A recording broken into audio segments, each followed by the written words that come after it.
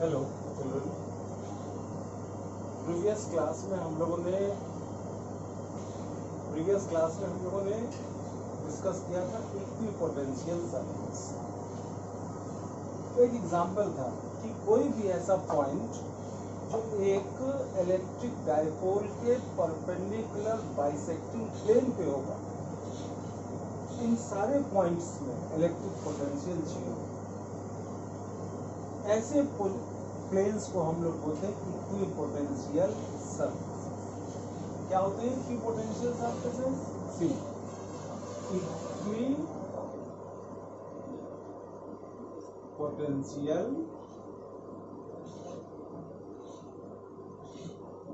surfaces. Equipotential surfaces. The surfaces situated perpendicular to the direction of electric field.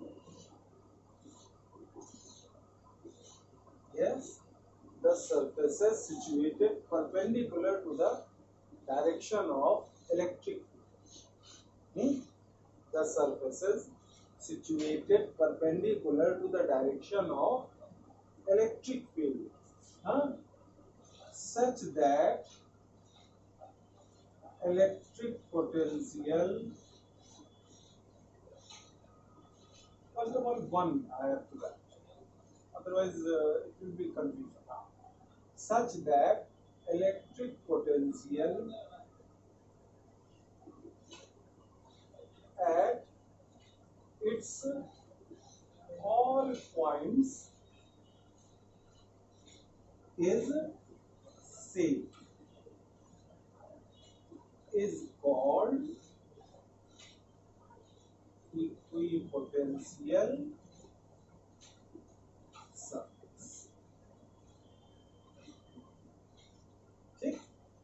The surface situated perpendicular to the direction of electric field, such that electric potential at its all points is same, is called electric equipotential surface. ठीक है ना? is called what? Equipotential surface. See, जैसे plus Q charge है, point charge, तो इसका जो equipotential surface होगा ना, इससे r डिस्टेंस पर अगर कोई एक स्फेरिकल सरफेस होगी तो सब जगह पोटेंशियल कितना होगा? उस जगह सेम होगा, v इक्वल्स 1/4πε0 q बाई, क्यों? प्लस क्यू से r डिस्टेंस पे जितने पॉइंट्स होंगे सब जगह पोटेंशियल सेम। तो it means for a point charge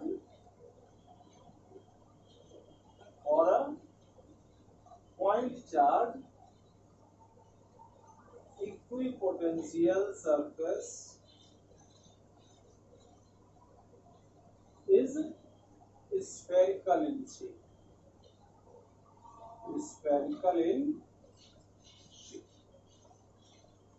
Got it? For a point charge, equipotential surface is कैसा? Spherical in shape. Yes, and if it is a linear distribution of charge, straight, see this way, then equipotential surface is how? A cylindrical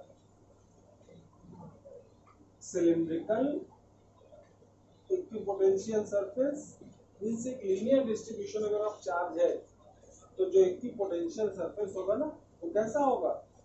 वो cylinder के axis से होके जाएगा। Sorry, जो charge है ना, linear distribution, वो कहां से होके जाएगा?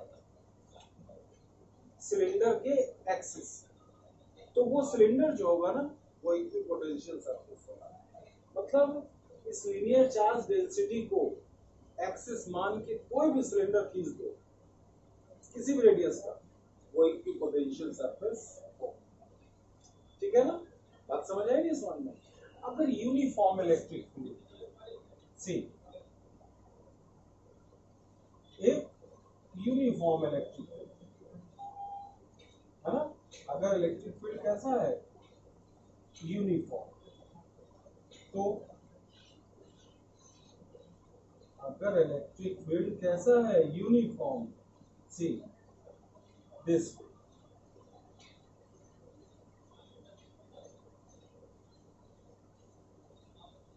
तो जो इक्विपोटेंशियल सरफेसेस होंगी वो कैसी होंगी, फ्लैट, ये ये flat surface, flat surface in a uniform electric field। एक यूनिफॉर्म इलेक्ट्रिक फील्ड में जो इक्विपोटेंशियल सरफेस होगी वो फ्लैट सरफेस। ठीक है ना, ठीक, अच्छा। और इक्विपोटेंशियल सरफेस का जो शेप है वो डिपेंड करता है चार्ज के डिस्ट्रीब्यूशन, किस चार्ज की वजह से आपको इलेक्ट्रिक पोटेंशियल पता है या इक्विपोटेंशियल सरफेस पता है, वो किस पर डिपेंड करता है, चार्ज के डिस्ट्रीब्यूशन। तो इक्विपोटेंशियल सरफेस क्या हुआ, the surface situated perpendicular to the direction of electric field such that electric potential at its all points is same is called equipotential surface. ऐसा नहीं कि एक चार्ज के चारों ओर केवल एक ही इक्विपोटेंशियल सरफेस होगा, इसके चारों ओर इस चार्ज को सेंटर लेके कोई भी स्फीयर खींचो किसी भी रेडियस का, वो सब इसके लिए इक्विपोटेंशियल सरफेस। ठीक है, now some important properties of equipotential surfaces, some important properties of equipotential surfaces. See,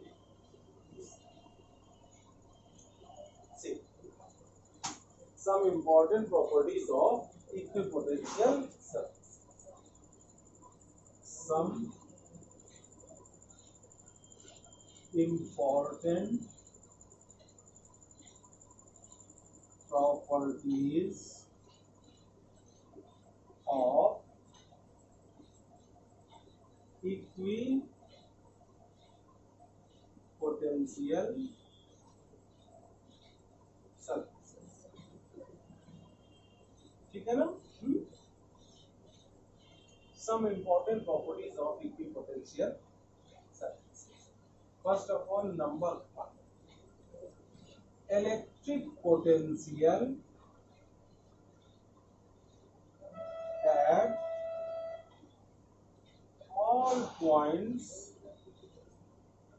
on an equipotential surface, on an equipotential surface is same। Means electric potential at all points on an equipotential surface is same, but the potentials at different equipotential surface, potentials at different equipotential surface is different। समझ गया ना, एक equipotential surface के जितने points हैं सबका potential same हो, लेकिन अगर कई के कई इक्विपोटेंशियल सरफेस हैं तो उनका क्या होगा, पोटेंशियल उनके अलग अलग होंगे। Number two, electric the direction of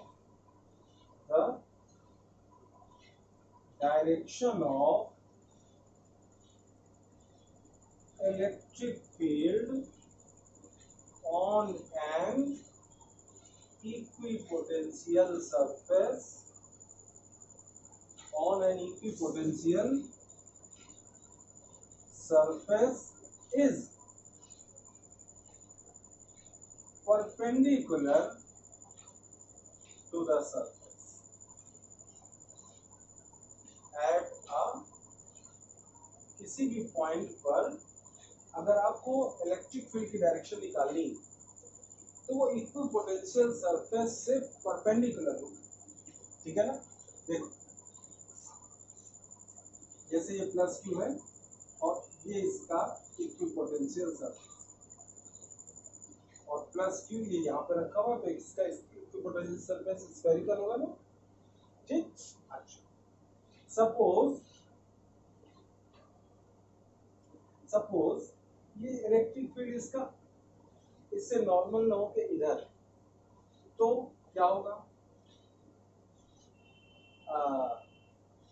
जब इस जगह जो इस पॉइंट पर ये इलेक्ट्रिक फील्ड है तो ये कौन सा कंपोनेंट हो जाएगा, ई कॉस थीटा, और ये कौन सा कंपोनेंट हो जाएगा, ई साइन। तो यहाँ पर अगर एक टेस्ट पॉजिटिव चार्ज रखोगे तो क्या हो जाएगा, हाँ क्या वो सरफेस पे भी चलेगा, क्या इस सरफेस पे घूमने लगेगा, ये सीधे वापस जाएगा।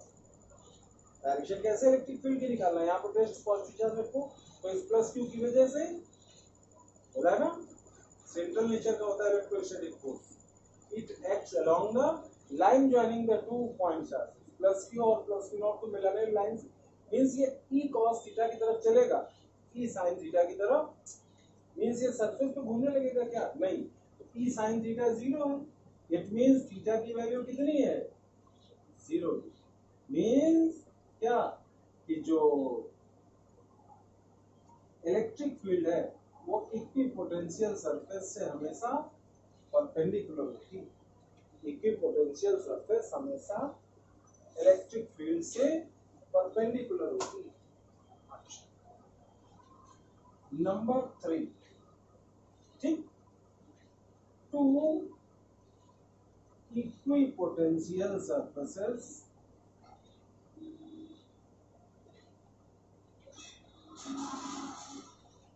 never intersect each other, never intersect each other। तो इक्विपोटेंशियल सरफेसेस कभी एक दूसरे को इंटरसेक्ट नहीं कर सकते, because if they would intersect each other, अगर वो एक दूसरे को इंटरसेक्ट करती, if they would intersect each other, then there are two directions of electric field, two directions of electric field at any point on their intersection,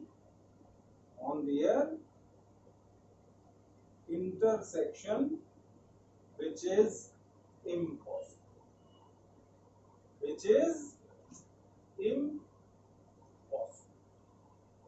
नहीं समझ आया कि अगर दो कहीं पे जैसे एक ये इक्विपोटेंशियल सरफेस है और एक ये एक दूसरे कट कर रहे हैं, तो इस सरफेस पे परपेंडिकुलर ऐसे होगा और इस सरफेस पे परपेंडिकुलर ऐसे होगा, ये सरफेस 2 है, ये सरफेस 1 है।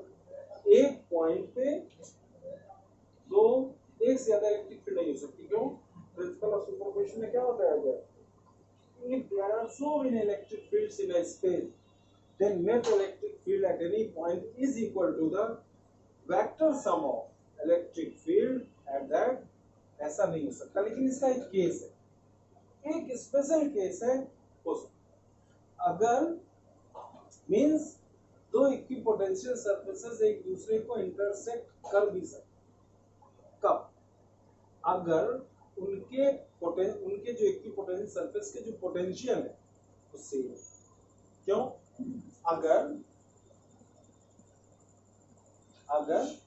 जैसे इसका भी पोटेंशियल, इस सरफेस 1 का भी पोटेंशियल 40 वोल्ट है और इस S2 का भी पोटेंशियल माने S1 का भी पोटेंशियल 40 वोल्ट है और S2 का भी पोटेंशियल 40 वोल्ट है। हाँ? दोनों के अगर पोटेंशियल्स क्या है मींस इसके किसी पॉइंट का पोटेंशियल 40 वोल्ट है और इसके भी किसी पॉइंट का पोटेंशियल 40 वोल्ट है। हाँ ठीक है, तो दोनों को इंटरसेक्ट करेंगी तो क्या अब दो डायरेक्शन होंगे? नहीं। तो पीछे की डायरेक्शन कौन सी हो गई? एक ही डायरेक्शन होगी और वो कौन सी होगी? बोर्ड के परपेंडिकुलर है तो बाहर की तरफ और या दो डायरेक्शन ही एक ही। लेकिन अभी ये तो बड़ी कॉम्प्लिकेटेड चीज है, इसे क्या करोगे? बात समझ में आई ना? अच्छा, और एक आधी प्रॉपर्टीज सी ये बहुत इंपॉर्टेंट फिनोमिना है equipotential surface. See point number 5 जो भी है, no work is done in moving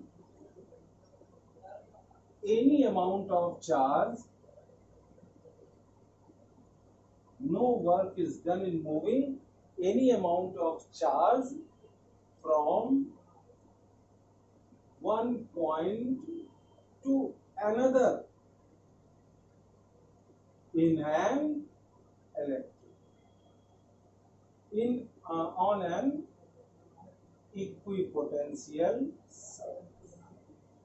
On an equipotential surface माने किसी भी इक्विपोटेंशियल सरफेस पर, किसी भी इक्विपोटेंशियल सरफेस पर एक पॉइंट से दूसरे पॉइंट तक कोई भी चार्ज ले जाओ, वर्क नहीं करना पड़ेगा। क्यों? क्योंकि W इक्वल्स क्या होता है? V1 minus V2, W upon Q not बराबर ही होता है। तो W equals V1 minus V2 into, but for an equipotential surface V1 equals, for equipotential surface potential same होगा तो W equals,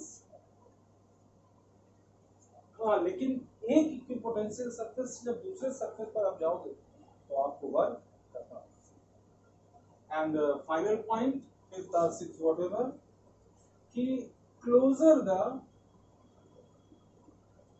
equipotential surfaces, closer the equipotential surface, stronger the electric field, stronger the electric, vice versa। अगर कहीं पर equipotential surface बड़े close है तो electric field कैसा है? बहुत स्ट्रॉन्ग है। अगर इलेक्ट्रिक पोटेंशियल जो इक्विपोटेंशियल सरफेसेस बहुत पास पास है, इलेक्ट्रिक फील्ड स्ट्रॉन्ग। अगर दूर दूर है, बात समझ आई ना?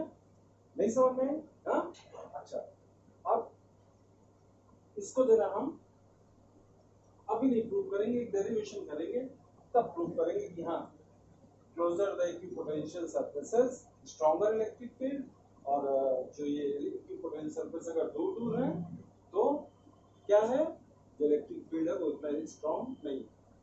ये मेन प्रॉपर्टीज हैं करीब करीब, और ये क्या करती हैं? इक्विपोटेंशियल सरफेस को डिफाइन करती है। अब देखो एक चीज से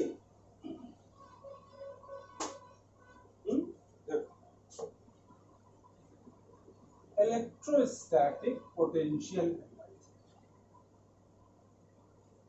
electrostatic potential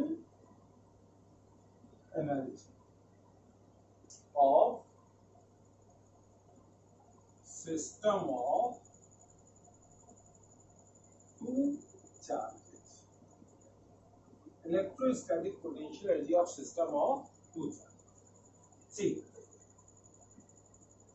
जैसे पहले यहाँ पे प्लस Q1 रखा, इन्फिनिटी से लेके आए, किसी ने मना किया? नहीं। कोई वर्क करना पड़ा? नहीं। क्यों? कोई आसपास रिपेल करने वाला था ही। अब इन्फिनिटी से अगर आप प्लस Q2 लेके आओगे और यहाँ पे रखोगे इसे R डिस्टेंस पर, तो आपको क्या करना पड़ेगा? वर्क। क्यों? जब आप प्लस Q2 को लेके आओगे ना इधर, प्लस Q2 को लेके आओगे ना, तो प्लस Q1 से क्या करेगा, रिपेल करेगा ना। बस जो वर्क आपको करना पड़ रहा है, जो वर्क आपको करना पड़ रहा है दोनों चार्जेस को इन्फिनिटी से लाने के लिए, वही वर्क सिस्टम में स्टोर हो जाता है। किस फॉर्म में, electrostatic potential.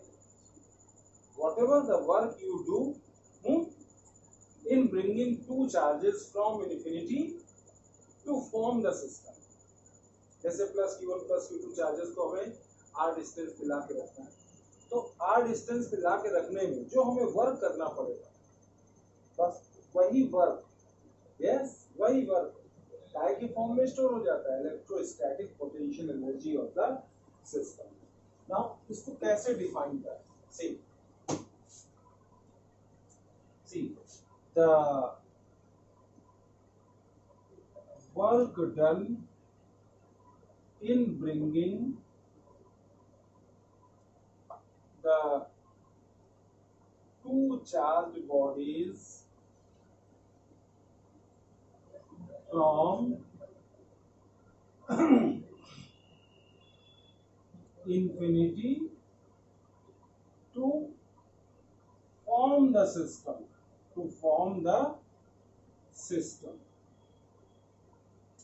from infinity to form the work done in bringing the two charged bodies, the work done in bringing the two charged bodies from infinity to form the system is equal to the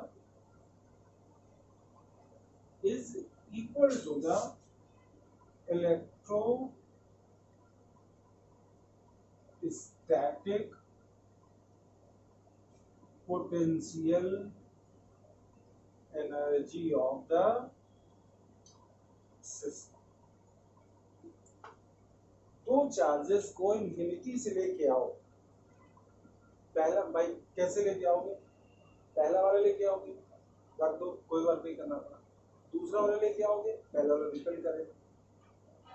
अच्छा, ये जो electrostatic force है ना, एक ऐसा force है, ये conservative nature का है, इसके अगेंस्ट जो वर्क डन है वो पाथ पे डिपेंड नहीं करता, एक यूनिक पाथ पे डिपेंड, चाहे दोनों चार्जेस को इकट्ठे लेके आए रख दो r डिस्टेंस पे, या एक एक को लाके रखो, work done same. Got it now? So the work done in bringing the two charged bodies from infinity to form the system is equal to the electrostatic potential energy of the system। See,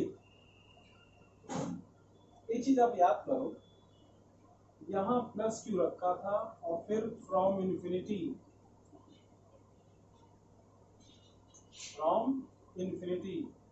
plus Q not लाए थे from, तो r distance पे जब हमने इसे रख दिया था, r डिस्टेंस पे q नॉट को जब रख दिया था इन्फिनिटी से लाके, तो कितना वर्क डन करना पड़ा, याद आया ना, work done in bringing plus q from infinity, first of all 0, no work done, and then work done in bringing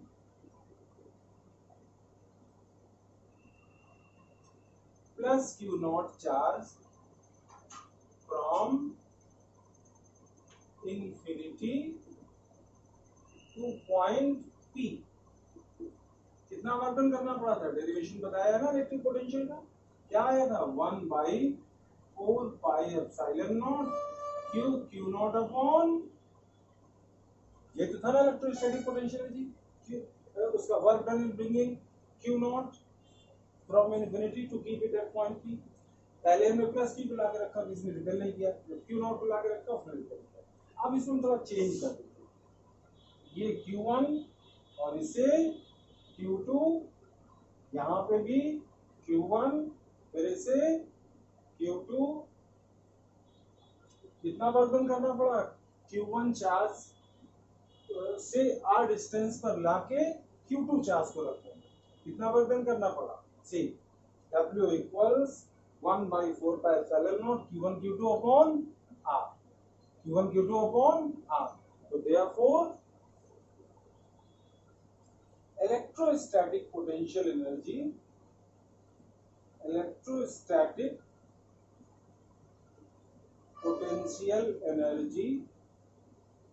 of system of 2-point charges, yes. तो क्या हो जाएगा, Q इक्वल्स यही वर्क डन, यानी U equals 1/4πε0 Q1 Q2 upon, बात समझ आई? ठीक है ना, बात समझ आई ना? पहले तो डेरिवेशन कर ही चुके हैं। अब देखो जैसे अब मानो एक चार्ज प्लस है और एक माइनस, सपोज ये प्लस Q1 और ये बीच की डिस्टेंस कितनी R। अब कितना वर्क डन, तो प्लस का पोटेंशियल प्लस हो तो वर्क डन हमने बताया ना, जब एक प्लस था एक माइनस था तो क्या था, तो then electrostatic potential energy minus 1/4πε0 Q1 Q2 upon. अच्छा, अब अगर तीन चार्जेस रखे हुए हैं, plus Q1 plus Q2 minus ये R1 R2 R3, तो आप एक काम करो, जितने पेयर बन रहे हैं सबकी पोटेंशियल एनर्जी निकाल दो। तो U इक्वल्स तीन पेयर बनेंगे 1/4πε0 कॉमन ले लो, Q1 Q2 upon R1 minus Q2 Q3 upon R2 minus Q1 Q3 upon. बात समझ आ गई? कितने पेयर बन रहे हैं उनकी सबकी पोटेंशियल एनर्जी निकाल दो। अच्छा, अब एक चीज और, अगर मान लो ये चार चार्जेस रखे हुए था,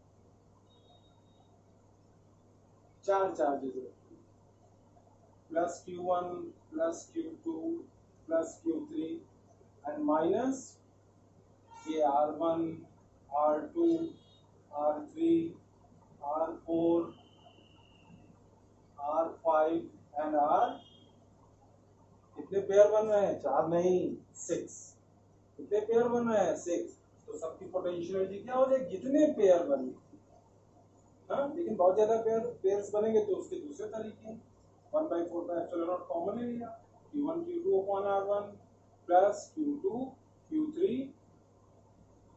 Q3 upon R2 minus Q3 Q4 upon R3 minus Q1 Q4 upon R4 plus Q1 Q3 upon R5 minus Q2 Q4 upon unit. ठीक है, बात समझ आई ना? पहले इतना का, ठीक है, बात समझ आई ना? पहले इतना, ठीक, इसको अच्छे से प्रिपेयर करो, नोट्स गूगल क्लासरूम में पढ़े हैं, मुझसे देख लो। और जैसा मैं मानता हूं कि face to face teaching the best चीज, और ये ऑनलाइन ये एक तरह का कंपनसेशन है कि nothing is mean something is better than nothing, है ना? लेकिन होप कि जल्दी से खुले स्कूल तो हम लोग सामने एक दूसरे के बैठे फिर एक दूसरे की प्रॉब्लम सॉल्व करें। God bless, take care.